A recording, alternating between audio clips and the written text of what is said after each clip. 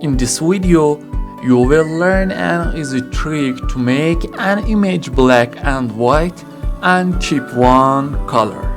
Let's go.